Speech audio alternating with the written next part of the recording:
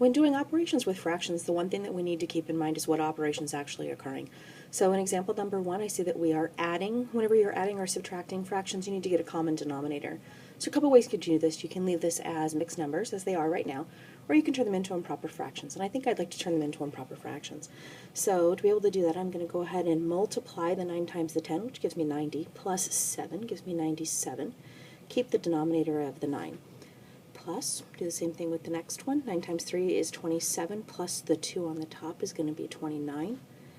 And again, it's still negative. Now, to be able to add or subtract, like I said, you need to get common denominators. So what I'm going to do is I'm going to multiply the entire second fraction by 3 over 3. So I can get that denominator of 9 that I want, top and bottom. So I'm going to go ahead and do that multiplication. So we get to keep the 97 over 9 for the first fraction. Plus, going to keep those parentheses, negative, multiply the top, gives me negative 87 over 3. Negative 87 over 9. Now, once you've gone through the trouble of actually making the denominators match, you're going to keep the denominator, and all you're going to do is just put the top together. So 97 plus negative 87 is going to be 10.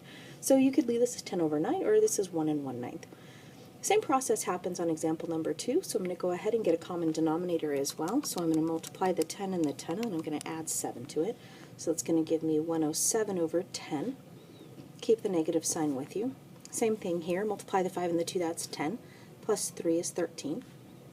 In order to get a common denominator here, I'm going to have to multiply the entire fraction by 2, the entire second fraction by 2 over 2, so I can get that 10 denominator. Bring down the negative 107 over 10 that you already have, and then multiply the next one. So it's going to give me negative 26 over 10. Now we have that common denominator of 10, so I'm going to keep the 10 in the bottom, and at this point, since they're both negative on the top, I'm just going to go ahead and add them.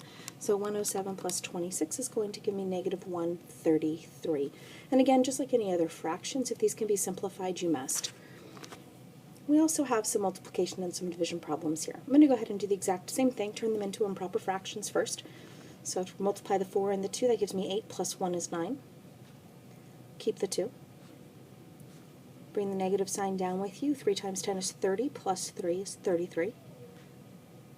Now when we multiply fractions, all we have to do is go straight across. So we're going to do 33 times 9. That's going to give me 297. I know that's going to be negative. And then 2 times 10, that's 20. You can, again, turn that into a mixed number, or you can just leave it as an improper fraction. That's perfectly fine. We'll do the exact same thing here on the 4th example. Division with fractions isn't necessarily pleasant, but if we go through the same process that we would normally do for multiplication, we can get the same answer. Or we can go through the same process to get the answer. So I'm going to do the same thing here. I'm going to go ahead and do 5 times 8, which is 40, plus 3 is 43. All over 5, bring the negative sign with me. Leave this as divide for now. Go ahead and do the same thing. 5 times 1, 5, plus 1 is 6. Now, whenever I'm dividing fractions, I actually leave the first fraction alone. And I'm just going to change this into multiplication now. So change this into multiply, and flip a second fraction over. Now, instead of just multiplying straight across, which I would normally do, I'm going to go ahead and simplify this first.